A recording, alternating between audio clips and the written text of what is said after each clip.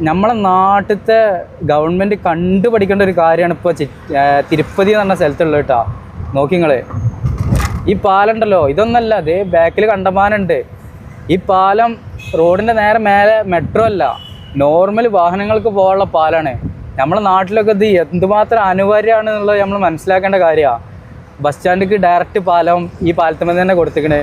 അതുകൊണ്ട് തന്നെ ടൗണിലേക്ക് വരുന്ന ബസ്സുകൾക്കൊക്കെ നേരെ പാലത്തുമെന്ന് ബസ് സ്റ്റാൻഡിലേക്ക് പോവാം.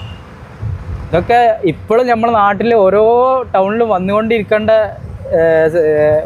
വന്നുകൊണ്ടിരിക്കേണ്ട അനിവാര്യ ഘടകമാണ് എന്ന് വേണമെങ്കിൽ പറയാം. കണ്ടോളി, ഇപ്പോൾ ഇനി കുറച്ചാണ് കഴിഞ്ഞാൽ ഈ പാലം ഇങ്ങനെ ഇറങ്ങണത് കാണാം. നമ്മളെ നാട്ടിലത്തെ ആൾക്കാർ തമ്മിൽ തല്ലാനും പോക്കറ്റ് വീർപ്പിക്കാനും മാത്രം നടക്കുന്ന പരിപാടിയാണെന്നാണ് തോന്നുന്നത്. തിരുപ്പതി പറഞ്ഞ സ്ഥലത്താണ്, തിരുപ്പതി ടൗണിൽ മൊത്തം ഇതുപോലത്തെ പാലാണുള്ളത്.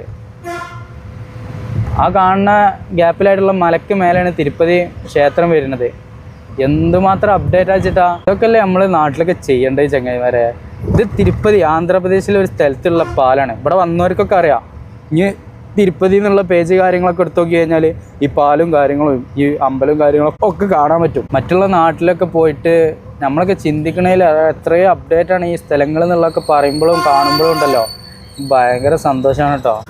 നമ്മൾ കേരളത്തിനെ പറ്റിയിട്ട് മറ്റുള്ള നാട്ടിലൊക്കെ ഭയങ്കര മതിപ്പ് കാര്യങ്ങളൊക്കെയാണ്, പെരുഞ്ചാതി മതിപ്പാണ്.